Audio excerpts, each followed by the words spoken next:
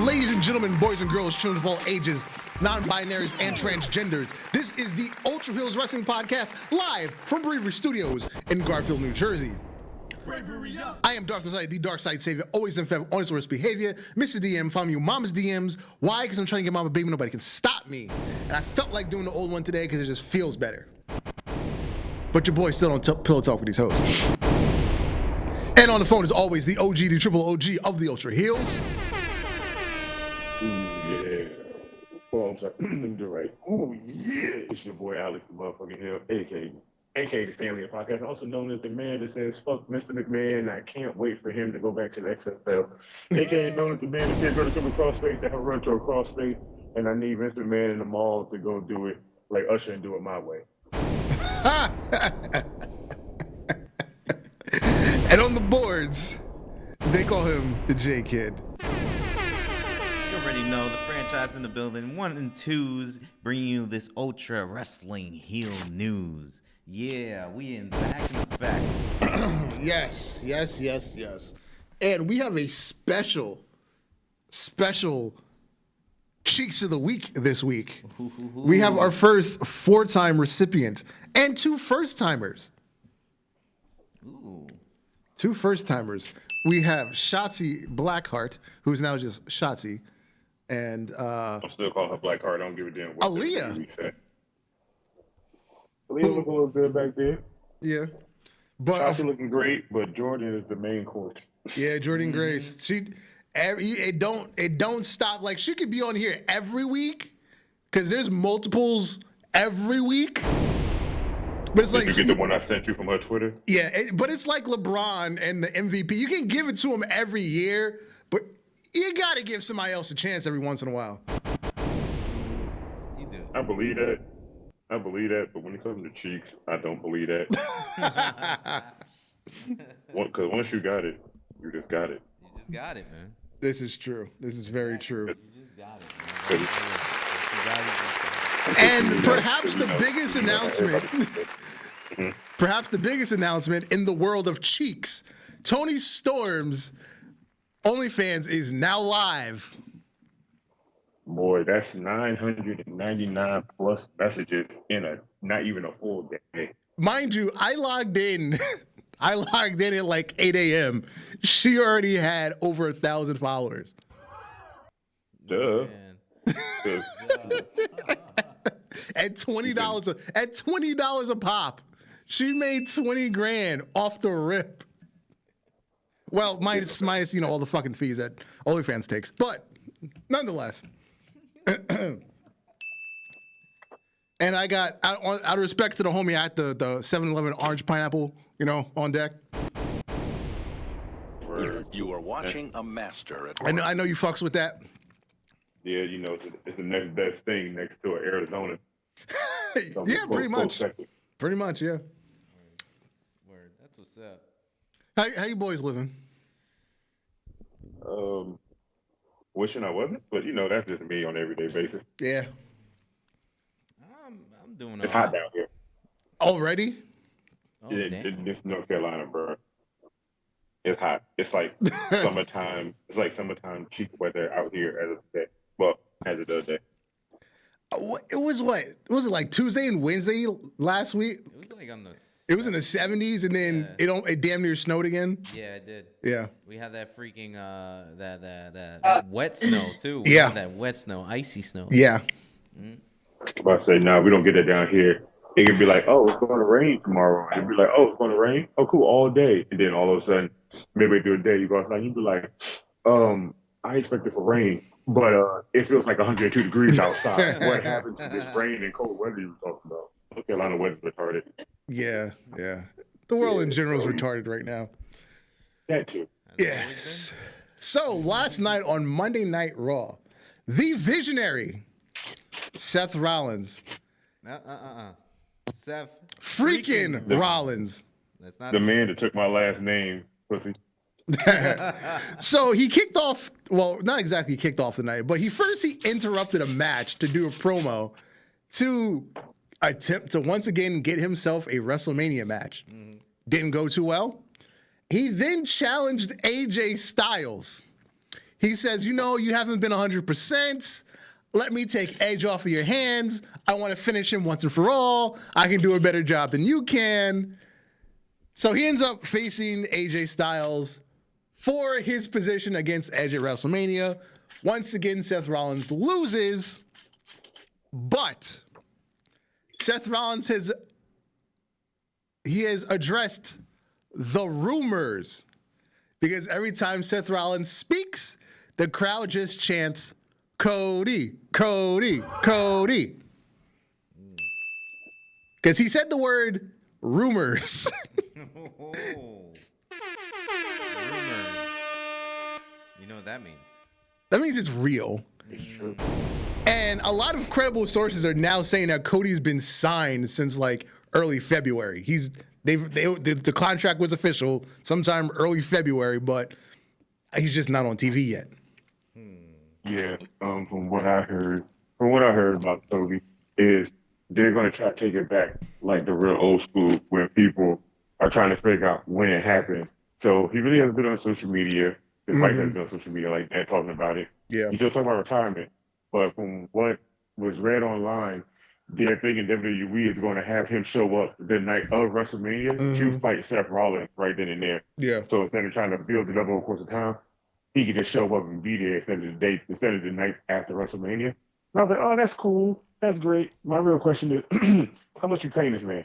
Because you wanted to pay him $500,000 last time to stay. He said no. Yeah. But apparently they said his contract the contract that he signed, if he did sign, it works somewhere between $3 and $5 million. Yes, I saw the same thing. Somewhere between $3 and $5 million. Yep. I'm not gonna lie. I hate WWE too, but if I leave for a short amount of money, you talking about something like I can pay you about $7 million. Hey man, look, I ain't never really hate you. I was told to do some of that stuff in AEW, but that was never my idea. At $3 to $5 million, that puts him just below Seth Rollins, below Miz, below Dolph Ziggler, but above, Kevin Owens, AJ Styles, that group of people. So that puts him pretty high up on the totem pole. Of course. I think WWE just want him back just for the simple fact that they was like, hey, look, you had your fun out there. Ha, ha, ha. Let you play outside. Now get your ass back home so we can fuck you over. I feel the same way. Now, I suddenly came up with this theory this morning. Mm-hmm. What if the whole Seth Rollins thing, it's not about Cody? What if this is the return of Triple H? They have history. It would be great, and they have good history. They have bad history. What if this is the return of Triple H? And I'd be with it. Look, I'd be with it, and that's great. But is Triple H even still 140% after all that shit that happened to him last year? That's the thing. We don't know. And we know he's a fucking, body freak, so maybe he's fine by now. It's been over a year since he had his cardiac episode.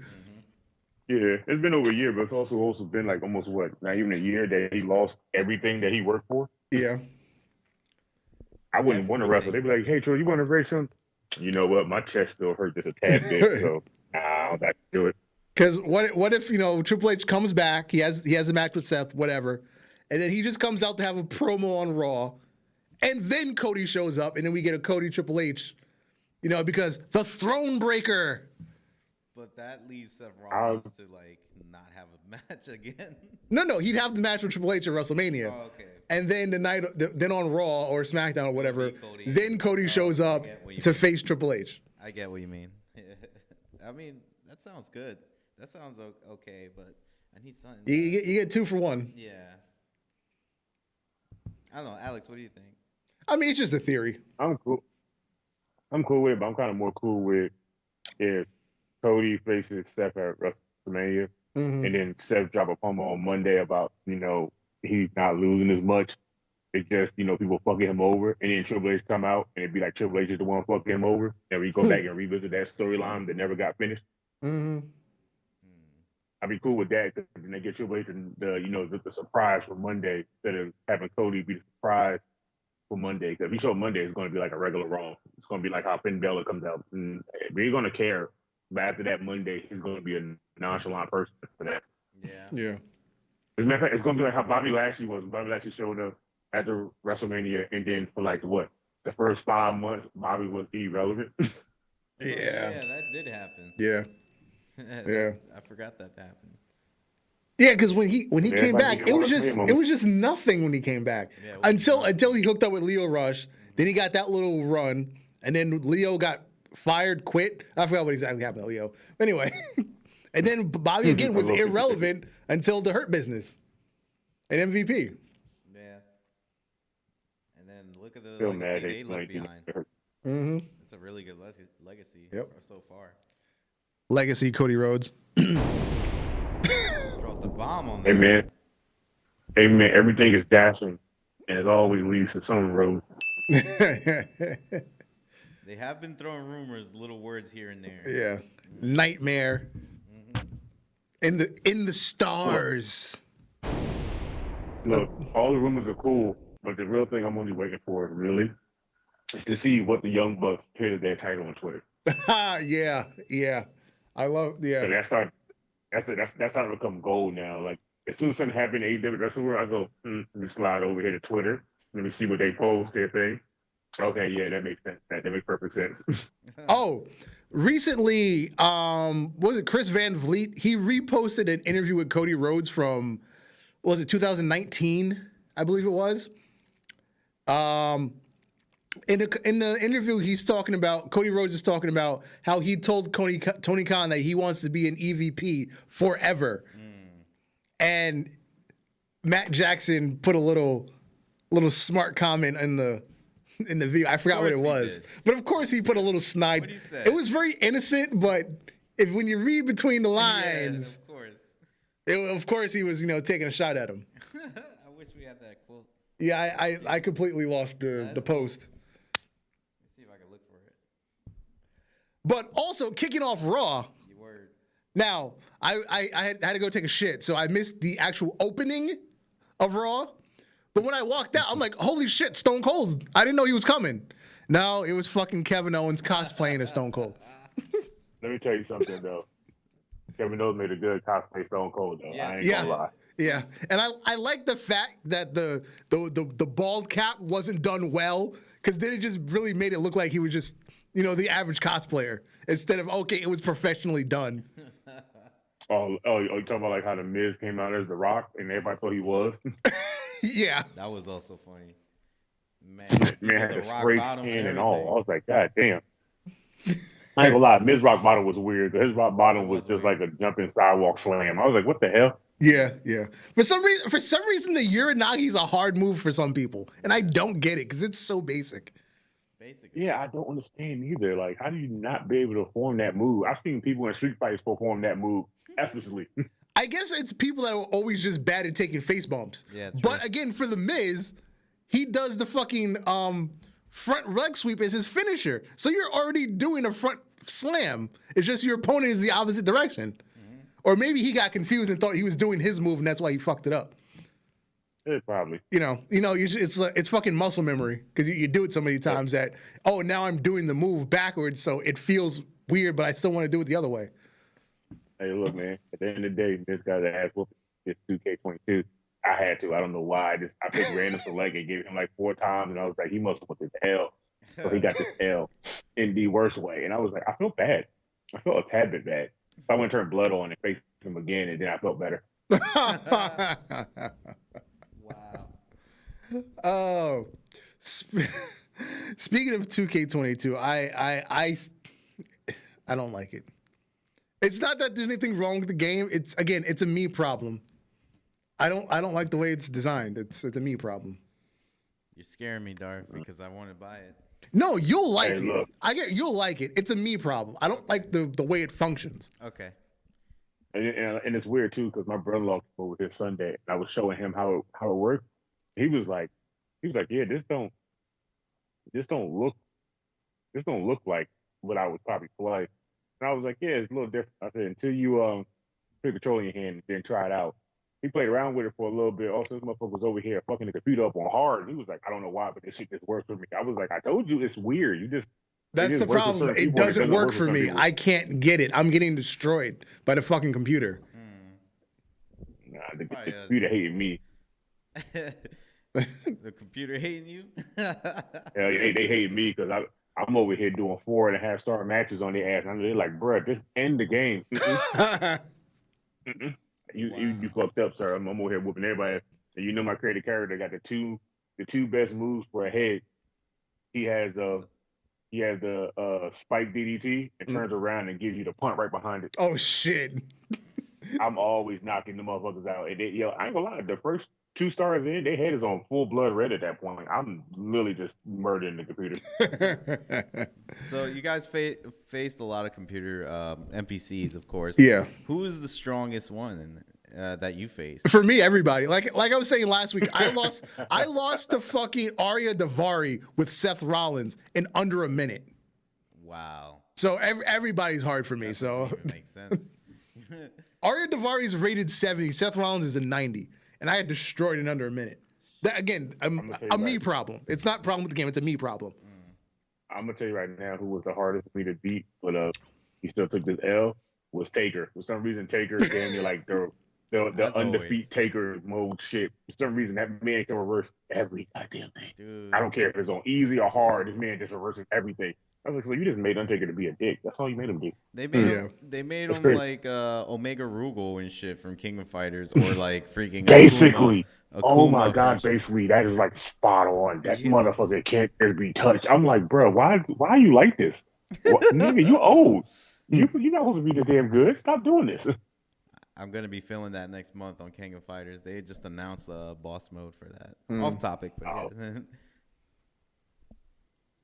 Yeah, so basically Kevin Owens, once again, took a shit on Texas, took a shit on Stone Cold. Mm-hmm. And then halfway through the promo, they played the music, and the whole crowd was, oh, Stone Cold's actually coming out. He didn't come out. Nah. That was good, though. Yeah. That was really good. I love it. Yeah. He's like, oh, you're a bunch of idiots.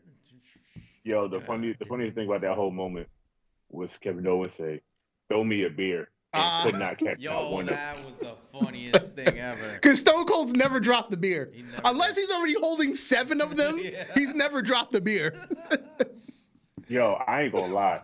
Stone Cold has been catching them damn things effortlessly since he started catching them bitches. Like, matter of fact, I'm trying to think. Has he ever dropped one? That's the thing. Unless he's holding like 7, because at that point his arms are just full, he doesn't drop them. He doesn't. Yeah, I've never seen him drop them. Like, he just put his hands up and he just catch.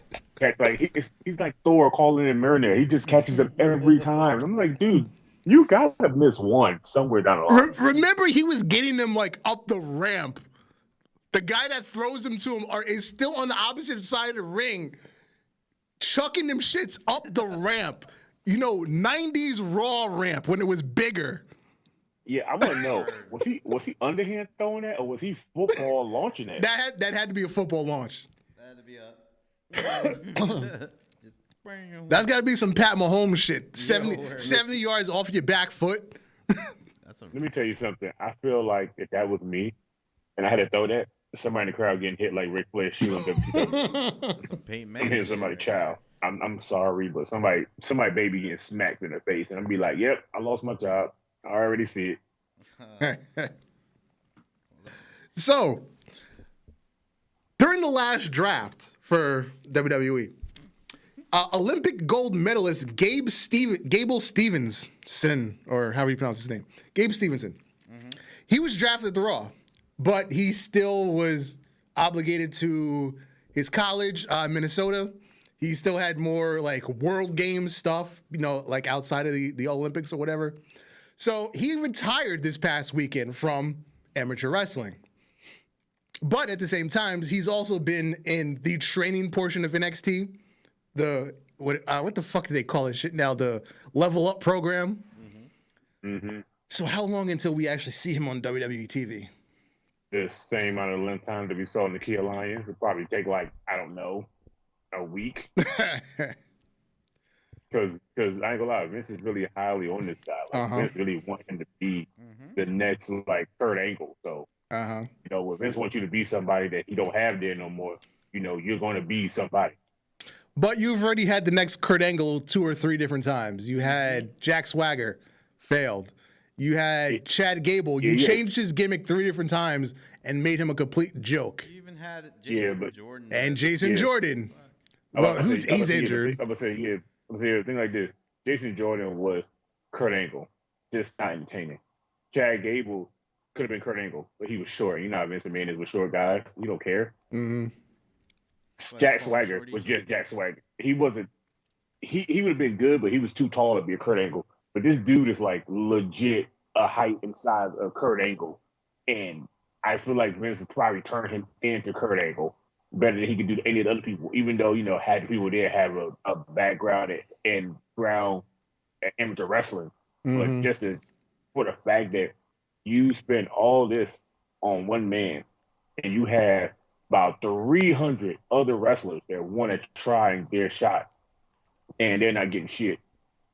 It's the most mind-boggling thing for me. I just don't understand. I don't understand either. Yeah, but it's almost the Austin Theory situation. I want to see them do something with him, but at the same time, like, my God, they're going to screw this up. They're already doing it, except for this Pat McAfee match. I kind of just want to see it. We'll get to Pat McAfee, but I want to address the greatest future superstar in WWE, Veer Mahan. We finally know when he's gonna blow his load.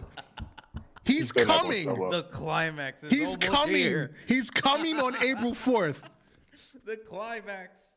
It's almost here. He's never gonna show up. He's coming April 4th. Imagine they delay him. Here's the thing, because this has become such a meme, and everybody's so with it. He's gonna be so over when he does come out. He's gonna be so over for no reason. He's done nothing, but he's gonna be so over. The crowd is going to light up, and it's gonna be nuts. But then the problem is he can't lay a dud. He can't lay a dud. But we all know that he is. He's gonna that's the problem. That's the problem. He's gonna be our 2022 Jinder Mahal. Like he's got to come out on like fucking like some Rusev Crush shit. He's got to be that Rusev Crush. He's got to be that, because otherwise it's just hell. Even give it like Rusev Day if you want him to be a babyface. It has to be something Rusev Day. Something like, I feel like he has that skill set to be a Rusev type. Just based off a little bit that you saw when he was when they were doing the WWE India launch. Based on that a little bit, I see Rusev in him. So that's what I think. All I'm gonna say is, I hope I have the best birthday present ever. My next Raw. I swear you better. It better be him on your birthday, and it better be lit. If that shit is trash, I'm on Twitter immediately. This nigga garbage. I don't give a damn what Vince said. It'd be like released next week. Yo. Hell yeah. Cause you know how Vince is. Yeah, he's gonna go out there. You gonna do fine, kid. You gonna do fine. Go get booed. He gonna be like, hey, how was the match? He's just gonna shake his head no and keep it moving. Be like, oh, there go your career. You might as well go ahead and get your seat ready for the back of catering. That food is good. Yeah, he should probably pick out his catering seat now, just in case. Exactly, because it's getting close. Like, do I want to sit over here with Ali, or do I want to go sit on the other side with fucking Cedric Alexander? Ali's already trying to get the fuck Yeah, he's still trying to leave. Apparently, his latest post, he's like legitimately paying for a lawyer to get out of his contract now, like a litigation lawyer, not just like a manager. Yeah, word. Ali's definitely trying to fight to get the fuck out of here. What do you think he was gonna go after that? Because anywhere but there. Like I've been saying over the course of years with WWE at this point, bro.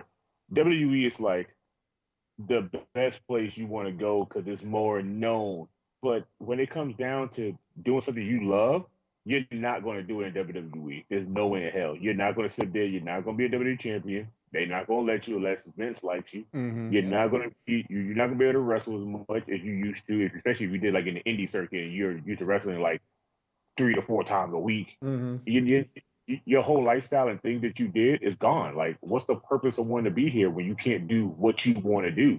Yeah. Like, I wrestled 15 years and come to this stage to show people what I can do, and people know me, and I get here, and I'm your jobber for your guys that can't wrestle for shit because you made them? No, that's stupid. I wouldn't want to be here. Like, that's why I'm not mad when people be like, oh, these wrestlers just leave there and they talk shit. They got the right to talk shit because they went there thinking that they was going to be something and ended up being not nothing. I would talk shit too. I think the one thing people forget is everybody can't be on the top of the card. There has to be middle guys. There has to be guys that lose a lot. But where WWE is screwing up is nobody is important enough.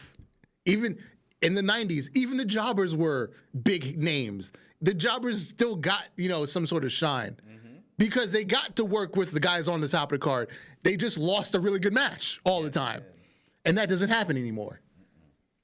Yeah, and that's the thing that sucks. You had jobbers that was known and more than most of the main guys. Like, what was it? What was the best way I could put it? Well, Kurt Hawkins' first run. Oh no! I can do one better. When ECW, WCW did their takeover, how many guys that was jobbers from there was big names in that whole invasion storyline that people was enjoying them? And then you get to now where, oh, yeah, you got all these guys that are good wrestlers. They've been on the indie circuit. Everybody knows them. Everybody loves them. And then you change their name to Bearcat. Oh, or how about Dominic Dijakovic? This man was putting on fucking 5-star classics, and now he's a jobber on fucking Raw. Yeah, and he's still got the T-Bar name. They haven't given his name back. He's still T-Bar. Fucking T-Bar. And it's so stupid because, like I said before, we seen these wrestlers. We met some of these wrestlers in person. These guys are cool and they're down to earth guys. All they want to do is just be on the main stage. But at this point now, WWE is not the main stage no more. Hell, I love the fact that the indie circuit is back around and flourishing real good. Because now people can leave and go back to the indies and actually have fun doing what they love. It's like if you got drafted from high school to the NBA and then you sat the bench for your whole entire career. What was the purpose of you bringing me here? Let's make a side story real quick because I was just reading something about how the failed expansion of NXT is actually one of the reasons Triple H was taken out of power. Because when they did NXT UK, that was the first expansion for the global recognition of the WWE brand.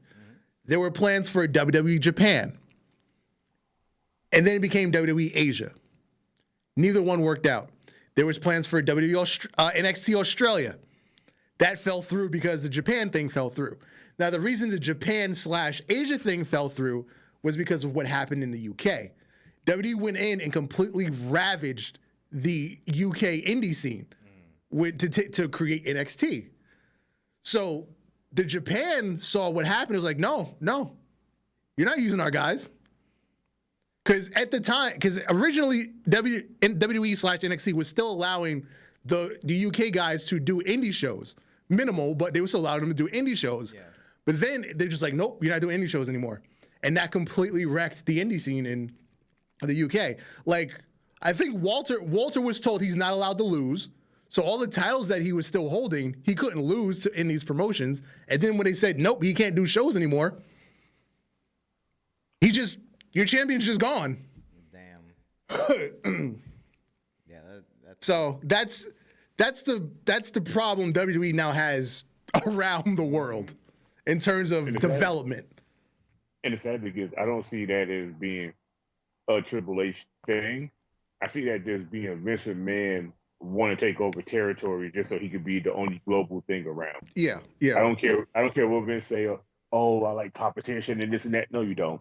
Because if you like competition, you wouldn't be trying to snatch up everybody and then trying to hold them into these contracts. That's why he likes competition. He wants to take them over.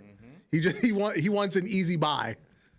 Exactly. Yeah, and it's so stupid because you got to realize you have guys that wrestle 10, 15, 20 plus years outside WWE. They have experience.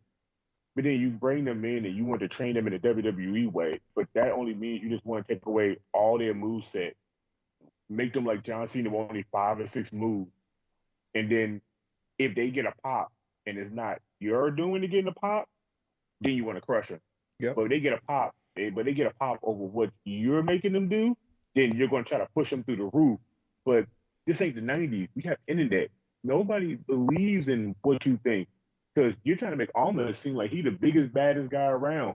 Nobody gives a flying shit about Almas at all. Nope. And you're still trying to push him. But when Apollo Crews was around and he was over here high flying it up and everywhere, he was doing good. Then you made him the Prince of Nigeria, and we ain't seen this man since he lost the IC title.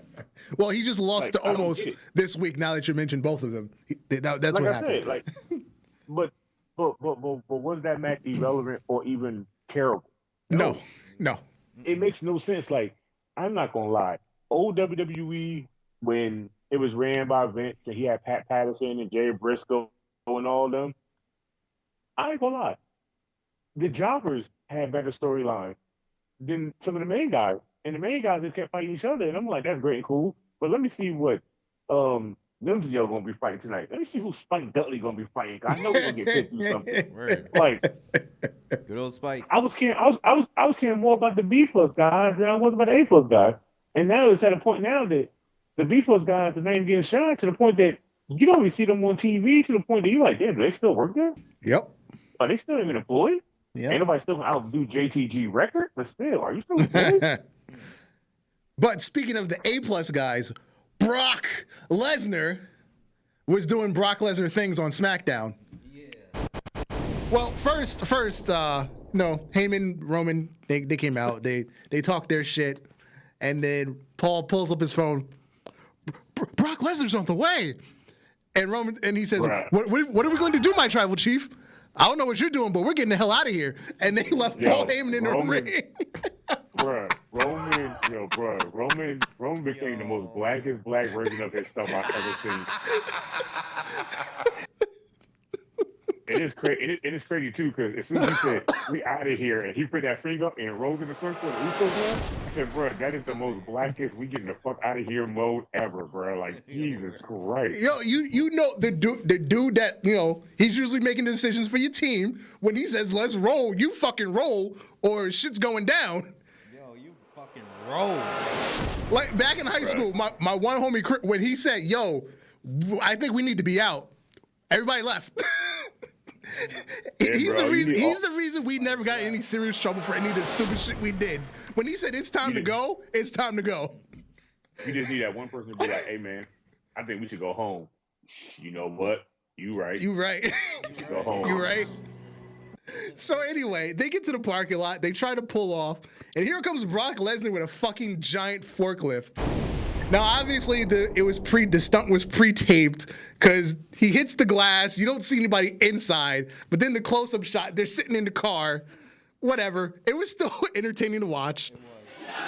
But he already done the same bit though. That makes it so much more funny. He did I know. 3 bits in one. Yeah, he did 3 bits in one. And then they dumped the car like Stone Cold did with the limo. Mm-hmm. And then Brock Lesnar rips the door off another car that they tried to steal. And then he comes to the ring with the car and cuts a promo. Roman Reigns, I'm coming for blood, boy. Bro, I'm gonna tell you right now. Let me tell you something. And I just want y'all to imagine this, right?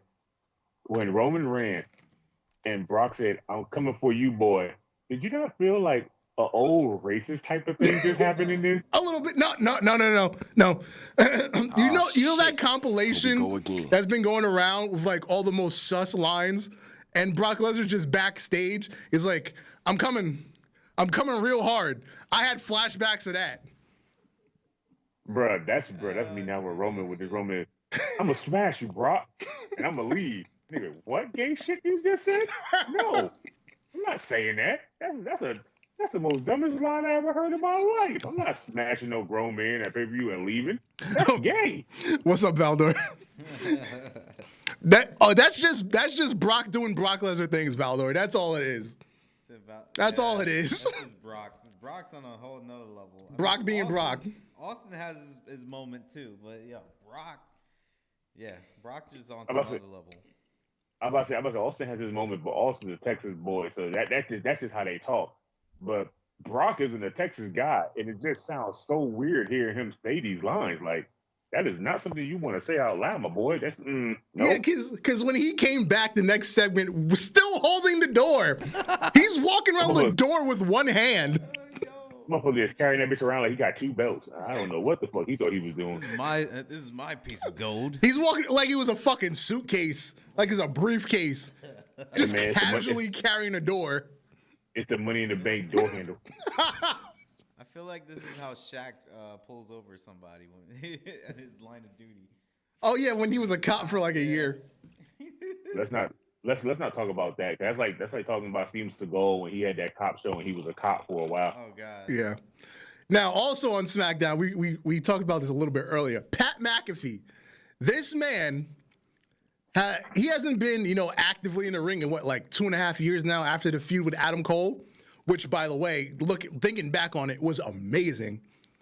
This promo that Pat McAfee cut, why can't everybody else on the roster do this?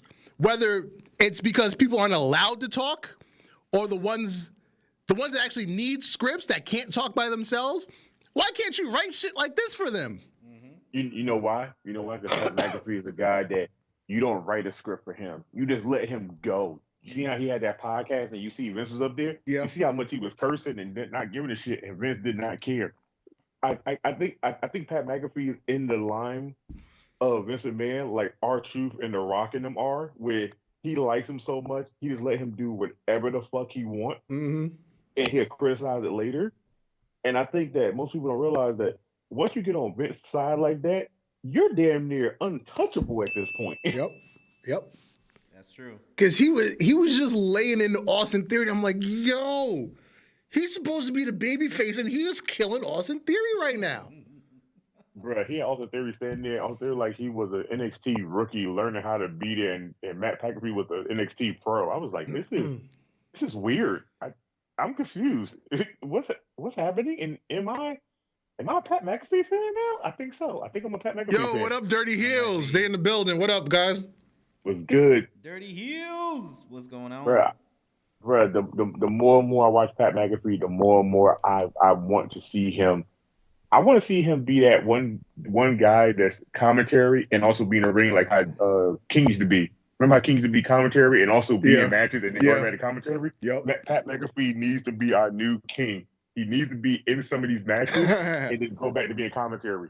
Because literally, without him being on commentary and him being in the ring, I'm like, bro, this show's just be boring as hell. His commentary is very good. I enjoy it. His colorfulness. It's a hit or miss, but it's like 75% hit. Exactly. Because there's times when it's just like he'll say too much. Yeah. Right? And then, but like it's 75% hit. Yeah. All right, then put like this: who you rather have talk on the mic most of the time by themselves? Matt McAfee or Byron Saxton? No, not Byron Saxton because nobody cares about him. David Otunga? Nah, because David Otunga still did a little bit better. Jonathan Coachman or Michael Cole? See, I liked early 2000s Michael Cole. I don't like what he's become. I ain't gonna lie. I like early 2000 Michael Cole for the fact that he didn't have all these goddamn wannabe catchphrases. Yeah. That he got to keep repeating. Yep. But Pat McAfee don't have a catchphrase. He's basically saying shit that we be saying. Yo, word. Oh, Dirty Hill said they like Corey Graves. You know what? I do like Corey Graves. Corey Graves is good. I do too. I just don't like the fact that him and Carmella getting a fucking show. I don't give a fuck about their life. I don't like that they're doing a storyline now. Yeah. Now they're making a storyline on Raw. That's a bit too much. But I would love to see a fight between Pat McAfee and Corey Graves. Yeah, allegedly Graves is cleared to wrestle again. Yeah. Yeah, but you know how Vince is. You can be cleared all you want to. You're going to be like Daniel Bryan. You're going to sit the sideline for about, 3 years before he goes, you know what, maybe give you a shot. And then see where that goes. But you still going to do commentary, though. Yeah. And moving over to the other channel. Remember a couple years ago, Alex, you said you were just sick of Chris Jericho. He's in everything. He's doing everything. And then he kind of, he let up a little bit. This new shit, the Jericho Appreciation Society, I think this is the worst thing he's done yet. You know what sad thing is? Now it hasn't pissed me off yet. I'm just happy for the simple fact that Jericho just keeps himself relevant for the time, and then he disappears for a good minute. This whole spiel about I'm a sports entertainer and fuck pro wrestlers. Come on. You couldn't be more creative than just outright saying it that way. This is Jericho we're talking about. Maybe Jericho's coming back to WWE soon. I don't know. No, he just re-upped. He's gonna be there for at least another year or two. Yeah. He just re-upped. Cause like all the people, like the original crew, like the Bucks and Omega and Jericho, MJF, they all just re-upped. Okay. Obviously Cody didn't get re-upped. Yeah, the one that's Cody pretty much. Britt Baker got re-upped because she was in that first group of people. But yeah, I don't like this. I mean, I like what I see from Daniel Garcia so far, but It feels forced. yeah, it's forced. Yeah. It's forced because it's obviously he just needed more lackeys after the breakup of the Inner Circle, and you just came off of Jericho's holding back a good tag team. What are you doing now? You're holding somebody back. You're forcing them to kiss your ass. It's the same bullshit over again, but now you're being a heel instead of trying to be a babyface that's actually a heel. Now it's an all-white team. Well, Daniel Garcia's got some sort of Hispanic Garcia, somewhere in the blood. Garcia, I don't know. He may be halfsies like me. Yeah. But, yeah. Is it half-seas? Yeah. Also on Dynamite, surprisingly, Scorpio Sky is not a transitional champion. Yeah, right? AEW did the one thing I didn't think they were going to do. They did a screw job because they almost never do screw jobs, and especially don't do them on TV. And we were talking about this last Yeah, week they that they wouldn't do this. So they did the right thing. They had MJF come out, disrupt the match. Scorpio Sky is still the champion, surprisingly again. But yeah, we're now continuing the Wardlow MJF story. I thought it would have continued with Wardlow being the TNT champion, but I guess they don't want to go that way. Whatever. So it's 2-0. Or 0-2. 0-2. The face of the revolution means nothing when you win it. You get a nice brass ring to visualize, grabbing the brass ring that Vince McMahon likes to talk about. Not a good start for the brass ring, isn't it? Huh? Also, that was a Cody idea, by the way. It was. Grabbing the brass ring. So I guess, yeah, Scrooge. Yeah. Wow. Yeah. I'll tell you right now about that. It's weird. The whole brass ring reminds me of Money in the Bank. How Money in the Bank is now. It's just something that's there just to entertain people, but it really don't mean nothing no more like it used to. Yeah, because it's in the beginning, it was giving that mid-card guy that needed a reason to get in there with main eventers. They just never got a shot. Like when Edge won, when CM Punk won. Who else were the early guys? Dolph Ziggler. Christian. No, he didn't win Money in the Bank. Lost, by the way. Yeah, he lost. Ziggler did it twice. Edge twice, Punk twice, and Miz twice. Miz twice. Yeah. Alberto Del Rio when he won and then lost it. Yep. Alberto Del Rio. Mr. Kennedy when he won and immediately lost it. Yeah. Kane. Where they screwed up was the John Cena and Damien Sandow years. Yes. Because why are you giving it to Cena? He's already going to get a fucking title shot regardless. So you had him call his shot a week in advance, and then he lost. No, I'm sorry, correction. He won the match via DQ because CM Punk interfered. So he lost the briefcase, but he won the match, and he didn't get the title. Then the following year, you put on Damien Sandow, had no plans for him as to what actually do with him, and you have him lose clean to John Cena, ironically. For real. And since then, Money in the Bank has been all absolute bullshit. Because then you put it on Strowman, he lost. You put it on Corbin, he lost. They put Cena over the Money in the Bank, man. That's what it is. Yeah. That's what. Oh, that was that now, year look, Cena. I just thought about something. Now that we're talking about Money in the Bank, that's the one thing I hate that's in 2K. Oh, those matches take forever. Oh no, not even the match itself. The fact that I can't make a finishing move, but I can make a fucking Money in the briefcase. I don't give a fuck about that. That's stupid. I didn't even know that shit was in there until Sunday, and I was looking. I was like, wait a minute, I can make a briefcase of Money in the Bank.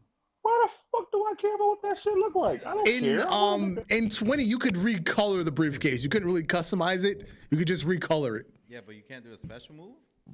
You can't create a finisher. Oh. Because that was in fucking like the Raw vs. SmackDown series to create a finisher. Yeah. And then it got taken out when 2K took the game over.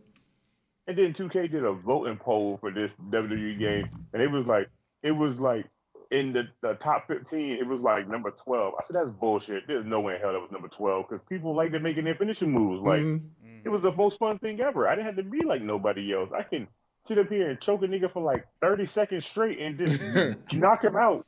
Now I gotta sit here and play with everybody's finishing moves. This is whack. Man, that money briefcase shit pissed me off. I was like, bro, this game almost made me delete this shit just now just for that stupidity. The main event of Dynamite was a cage match for the newly designed AEW Women's Championship between Britt Baker and Thunder Rosa. God, what a match. I ain't gonna lie, they did put on a show for them to be a cage match. They did put on a good show. I actually enjoyed it. There was some critics in there, but... First of all, why did AEW change their cage? Why is there now space around the ring? That I have a problem with. They need that space. They look at Hell in a Cell and they be like, we need them to fight on the outside of the ring a little bit too. Now, I was with them until like halfway point in this match where Thunder Rosa got knocked out cold and nobody did anything about it. Because if you notice for the second half of the match, she's just staggering around the ring. Because like the spot in the corner with the chairs, she was just kind of there and Britt Baker's trying to move her around. The thumbtack spot, same thing. Thunder Rosa is just not with it. She was out on her feet for half the match. Yeah, she was. And they like, oh, we got to fill the time. We got to keep going. And she's clearly not coherent. And they didn't do anything about it. Can we also just, appreciate that Aubrey is the first referee in wrestling history to not try to swipe away the thumbtack. She just kindly counted on top of them. Yeah. I was like, I think Aubrey's a beast. This is why I like her. Aubrey's a beast as a referee. Yeah. Like, she had, like, friend of the podcast, by the way. Right? Of course, friend of the podcast. Yes. I'm about to say, do you follow her on Instagram? Yes, friend of the podcast. She answers my DMs every once in a while. Nice. Did you see her little post that she posted after the match? She showed her wrist, she had a tack in her wrist. There was one in her elbow. Her hand was like had a bunch of holes. She was like, I was like, bruh. I said Aubrey and what do you call it? Like two more referees. I'm trying to think of their names. Earl Hebner and what the hell is that little blonde hair one? He's going Charles Robinson. They're the only three I know that are fucking legendary when it comes to in a match. Cause they will not give a fuck about themselves and still call this match down the middle. And I'm like, bruh, like if there was thumbtack, let me tell you, before I even jumped on the ground and count, I'd have been kicking, swiping them shit to the side because I'm not hurting myself for this match. That's enough. Charles Robinson was the one. He did the match with Big Show and Strowman when they broke the ring, and he's the one that fell out the ring. Yeah, he's like, that was him. He fell hard, dude. He gave himself a last ride out the ring. I was like, nah, son. Because he was trying to hold the ropes to steady himself, and the ropes dropped too fast, and he just went straight to the floor. Oh, damn. That motherfucker was hurt. I'd have got it back in the dead minutes and be like, yeah, I'm going to need me about a week off, my boy. Yeah. So this past weekend was the NWA Crockett Cup. Our boy Matt Cardona defended his championship against the national treasure and former 1,000-day champion Nick Aldis, and it was a hell of a match. Matt Cardona showing that he can wrestle the traditional way. He doesn't have to just be a gimmick. He doesn't have to be a garbage wrestler. He can do it all. He literally can, too. And I wonder if WWE's like, hey, man, we let this man go. And this man's actually really fucking awesome. Because Matt Cardona is actually out here entertaining the hell out of me. Like, I've been following his little major figure podcast and his blogs. And I'm like, bruh, like, this man literally be like, yeah, we was just and such. We're on the plane. We're going here. Defend my belt in a hardcore match. Then we're going to go home, be there for 2 days, and then we're back out on the road. I said, bruh, he's moving like how the old wrestlers used to do back in the day. He just has a podcast. That's the only difference. I was like, I like him a lot more now than I did in WWE. Yeah. And also, the actual Crockett Cup tournament, your boys, Dem Boyz, the Briscoes, They brought home the trophy, making them the best tag team in all of professional wrestling. And at Ring of Honor Supercard, they will be taking on FTR, which is now official. Let me tell you something. Man. If this was a pay-per-view match and it cost me $100, that $100 is easily gone just for that match alone. Word. So I don't know if we talked about this last week, but the reason the Briscoes are yet to appear on AEW, not because of, they were signed to Ring of Honor even before Tony Khan bought them. It wasn't any of that. It was because an executive saw a tweet from Mark Briscoe from like 15 years ago that had some sort of homosexual anti-statements. So the network told Tony Khan the Briscoes are not allowed on television. My thing is, if you post something 15 years ago, you grow up and you change, and you don't have that same perspective on stuff. I don't know why they keep going back to people old social media and going back that far to find them to say something stupid. And I'm like, people grow the hell up. Cancel culture, show. Said that shit. Cancel culture. I know it, and I hate cancel culture. Yeah, it's an epidemic. It's epidemic. Yeah. So that show that WWE produces that we don't talk about anymore, 2 point something. You mean? It's named after the tag team that went to AEW, the tag team that used to work for NXT 2.0. That show. So that show. They had this amazing segment full of stars. All the people from the main roster. You had The Miz, you had Dolph Ziggler, you had Bobby Roode, you had somebody that should be on the main roster, LA Knight. Great segment. Boy, LA Nice, yes. Because all these guys are fucking brilliant on the mic. They're fucking brilliant in the ring. This is a dream come true. Yes. So, you know what else happens on this show? We have a fucking high school gym segment. You have fucking Indy Hartwell and Dexter Lumis making out, and her fucking ex-tag team partner, Persia, making out with some other goof on the show. Like, are you fucking serious? Is what NXT has come to? Yeah, when you don't have a wrestler that understands wrestling running a show anymore, you just got people that are yes men run the show. This is what you get. You get shit like this. You get a thumbs up like this. Well, yeah. I mean, Indy Hartwell is pretty cute, so I'm not against it. But this is what we're watching on a fucking wrestling show. This is a major storyline right now on NXT. Other than this, fucking garbage. Oh, and back to this. It said that they want to have somebody from Raw or SmackDown on every episode now. Beyond Dolph Ziggler being champion, for the foreseeable future, they want to have a main roster person on every week. It's somebody in the mid cards all the time. Yeah, it's always gonna be somebody in the mid cards. Yeah, Roman Reigns doesn't work on Tuesdays like Triple H. Exactly. Doesn't work on Tuesdays. At this point right now, if you want to do that, then I don't want to see a Randy Orton and Rey Mysterio and be over there. I'd rather you bring back guys that was in NXT to come back to NXT to fight on NXT, because that was their original home. But bring somebody like they did the other week when they brought Ray and Dominic. Why the fuck are they here? Dominic wasn't even in NXT, let alone fucking wrestle there. So why the fuck do I care him being on the show? The Mexican connection, because they faced Legado del Fantasma. So, Mexican on Mexican violence. I said, bro, this is to me, this is pointless. I was like, I don't care about this. I care about, Dolph Ziggler. Yeah, kind of makes sense. Early NXT there, good. Bobby Roode showing up. I was like, hell, I thought Bobby Roode was going to jump in the match. The man is a former NXT champion. I'd have been cool with that.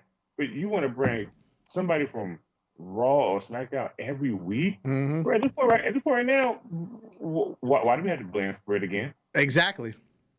You've already got Bobby and it's not Bobby, Brock and Roman going from show to show every week. So what the fuck is the point anymore? I'm just glad that they were pushing LA Knight on this one. Yeah. Because he needs to get pushed. Eli Drake. Yeah. You know what I need for them to do? I need for them to go ahead and be like how it was when they had ECW there, and they had 3 world champions. Mm-hmm. I need them to turn Dolph Ziggler back into the old Dolph Ziggler world champion and show up on Raw and SmackDown and just talk shit to them. Yes. So, time for our one of our favorite segments, Ultra Fantasy Booking. Oh, damn. She's gonna show up some more ass. I must say that is our favorite. Oh well, that's our number, our second favorite. Oh, Okay, cool. all right. I got excited. I gotta say, I thought you were gonna show that Jordan Grace picture I sent you. I'm like, oh yeah. I ain't got no show today. That's a show right there myself. So last week was Fight for the Fallen, brought to you by Warzone. So we kicked the show off. Shane Mann in the ring, he calls out Paul Heyman. What's up, Jacksonville? And welcome to Fight for the Fallen. Before we start with tonight's action, I need to clear up the Brock Lesnar issue. Paul, I called you out here to make one last compromise. Your client, Brock Lesnar, and your associates from Dragon Force, Cesaro and Hook, have hurt too many people and caused too much chaos. I understand Brock wants a legitimate world championship match, but here on Warzone, those are earned, not handed out. So my proposal is the team of IWGP World Champion AJ Styles, the number one contender Finn Balor, and the man to answer the open challenge Adam Cole will take on Brock Lesnar, Cesaro, and Hook. But now to raise the stakes, should Team Heyman lose, I can choose any man from the Warzone roster to challenge Cesaro for his world championship. Do we have a deal, sir? Deal. And one more thing, Mr. Heyman. This match will take place inside, appearance by William Regal, War Games. So, match one. This is for the AEW World Championships. The Usos, the champions, taking on the House of Black. And the Usos retain by 58 to 42%. Match two. Kazuchika Okada taking on the National Treasure Nick Aldis. And a shocking, I think this is an upset. Kazuchika Okada 71 to 29. I expected it to be close. I felt like Okada would win, but I expected it to be closer. And a grudge match in the women's division. The Inspiration have been getting bullied by Charlotte Flair and Tessa Blanchard, but they just fell short. They fell short 48 to 52%. A cold match, and this is a shocker about how close this is. We had Adam Page taking on Walter. And Walter won 58 to 42.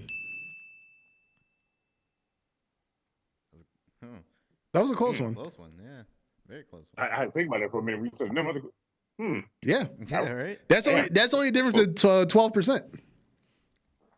And in the tag division, the New Day, being represented by Kofi Kingston and Xavier Woods, they took on Santana and Ortiz, and the New Day came out on top, 67 to 33. And in the women's, for the TNA Women's Championship, Asuka taking on Bayley in a last woman standing match. And I can't believe it, Asuka is still a champion. I think she's beating everybody on the roster now. I think she's beating everybody. Is ready for Asuka. I think she's beating everybody on my roster except for two people. I've been telling you guys for a while now. Nobody's ready for Asuka. And this wasn't close. It was 78 to 22. It wasn't even close. Man. And here we go. Our big main event. Remember, if Team Heyman loses, Cesaro has to face somebody from Warzone for the championship. So we might be having crossover matches coming up. And I haven't cheated. I haven't looked. Can't escape from crossing fate. Bullet Club pulled it out. AJ Styles, Finn Balor, and Adam Cole defeated Brock Lesnar, Cesaro, and Hook inside War Games. 71 to 29. Yeah. When I voted for Hook and them, I looked and I was like, oh shit, we might have a crossover match. God damn. Yeah. Yeah. I call that a nice pay-per-view then. That is. We out to the crossover match. Crossover coming up. So that means at sometime in the near future, Shane McMahon's going to pick a man, and they got to go fight Cesaro for the WWF Championship. That is correct. I can't wait. All right, how we looking over there on Dragon Force?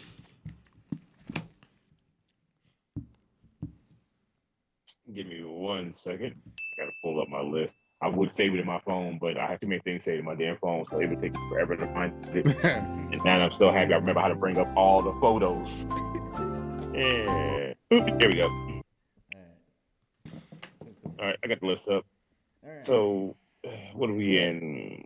Week week 2 4 of March? Yeah.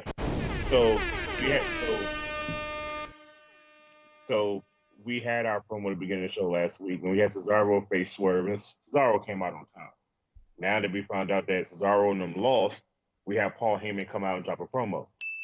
Now that we know that our guys lost, and we have one guy from the other show coming over to face our man for our world title, we got to prepare more than we ever prepared for in our life. So now we are going to start warfare. We're going to make sure that nobody's allowed over here to interrupt this future match. Because if we lose our belt, we lost our show. So we kick off the show. We kick off the show on something like, so we kick off the show with Jay Lethal versus Critic Alexander. So we know we got one man out of catering and another man out of the bag of AEW to have a fight. And in between their match, they are interrupted by Swerve, making it a no contest match, and drops a promo to Cesaro. I was cheated, and I want a rematch before you lose your belt to somebody on another show. Oh. Our second match we have in week 2 was Wardlow versus Steen versus Mav versus Fatu. And I don't understand why nobody likes Mav. I need to go YouTube this man and understand how good he is. We're going to have... Who were those people again? That was Wardlow, Steen, Mav, and Fatu. We're going to have Kevin Steen go against... Now, this is a hard one because I have a weird choice on who I want him to face. But we're going to have Kevin Steen versus Tommaso Ciampa in a last man standing match.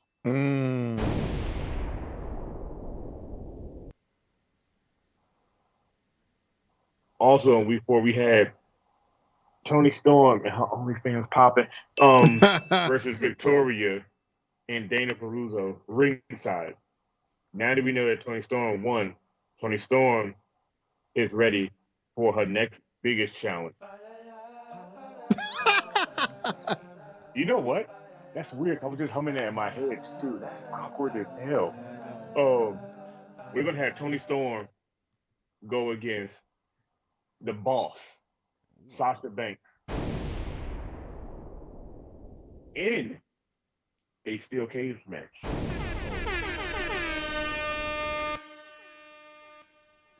Sounds like a fire match to me. And also last week, we had a good match between them good old boys, Bristol versus the Dudleys. And the Dudleys squeezed out that win. So now the Dudleys squeezed out that win, they got to prove themselves. So the Dudleys will now be facing AOP to see if they can get a tag team title contention match. And if they do not win, AOP gets the tag team title shot. So the stakes are high for their match. Stakes are high. There we go. Stakes are high. And we're gonna throw one more match in there. We're gonna throw it for the fans. You know, why not? So we're gonna have who's that? We're gonna have. I'm trying to think of how this will be because this is going to be a match just for the fans. We're going to have Kenny King, Shelton Benjamin, Jacob Fatu, and LA Knight in a fatal 4-way match to determine who will be next for a title shot if Swerve wins, or if Dark Champion wins.